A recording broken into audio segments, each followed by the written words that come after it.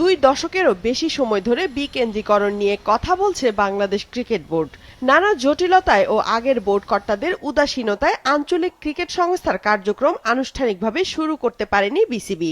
অবকাঠামো চূড়ান্ত না হলেও মাঠের খেলা দিয়ে আঞ্চলিক ক্রিকেট সংস্থার দৃশ্যমান কার্যক্রম 4টি জেলায় চট্টগ্রাম, সিলেট, রাজশাহী ও বরিশালে শুরু হচ্ছে বলে জানিয়েছেন বোর্ড পরিচালক ও বাংলাদেশ টাইগার্স কমিটির চেয়ারম্যান। অনেক প্লেয়াররা দেখবেন সবাই তো সেন্ট্রাল থেকে উঠে আসে নাই, একটা বড় অংশ বাইরে থেকে উঠে আসছে। আমরা যদি তাদেরকে প্রপার ইনফ্রাস্ট্রাকচার সাপোর্টটা দিতে পারি, তখন গিয়ে ওই প্লেয়াররা আরো বেশি সংখ্যায় বেরিয়ে আসবে, বেশি কোয়ালিটিতে বেরিয়ে আসবে। 4টি অঞ্চলে ভাগ করা হয়েছে, অর্থাৎ 4টি অঞ্চল মানে আমাদের 4টি জেলা। তো 4টি জেলাতে চারজন কাউন্সিলর রয়েছেন। জেলাগুলোতে যে সমস্ত খেলা হবে, ক্রিকেট হবে, সেইটা লিড দেয়া হবে। আর আমাদের ডিভিশনাল ডাইরেক্টরশিপ তো আছেই। বুলবুল ভাইয়ের যে ট্রিপল সেঞ্চুরি প্রজেক্ট, তার আন্ডারে যেটা হবে কিছু রিজিওনাল ক্রিকেট বোর্ডের কাজ চলছে।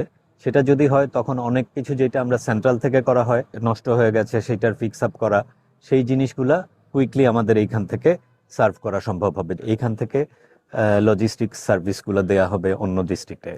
ঢাকা লিগ নিয়ে কিছুটা অচল অবস্থা চলছে এখন। তবে এই ঢাকা লিগ থেকে জাতীয় দলের পাইপলাইনে আসেন মূল খেলোয়াড়রা। এছাড়া জাতীয় লিগ থেকেও প্রতিভাবান পায় নির্বাচকরা। পাইপলাইনে সেই ক্রিকেটারদের পরিমাণ বাড়াতে নিয়মিত জেলা লিগগুলো অনুষ্ঠানের ব্যাপারে এবার বেশ তৎপর বিসিবি। প্রথমত আমাদের টার্গেট হলো সব জায়গায় লিগ কার্যকরী করা। সেই লিগের মধ্যে একটা হইলো ফার্স্ট ডিভিশন, একটা হইলো সেকেন্ড ডিভিশন। আমি 3-4 তারিখের ভিতর সিলেট ফার্স্ট ডিভিশনের লিগটা শুরু হবে। আমাদের মৌলভীবাজারে অলরেডি অনূর্ধ্ব 18 যেটা, সেটা চলছে। আমরা দায়িত্ব নেওয়ার পরে প্রথম কাজ হইলো মাঠগুলোতে পিচ প্রিপেয়ার করা। সো পিচ প্রিপারেশনে তো আমাদের সময় লেগেছে অনেক। যেখানে লিগ শুরু করা যাচ্ছে, লিগ হয়ে যাচ্ছে। তবে শুধু ক্রিকেটার নয়, অবকাঠামোগত সুবিধা নিয়েও কাজ করার পরিকল্পনা আছে বাংলাদেশ ক্রিকেট বোর্ডের।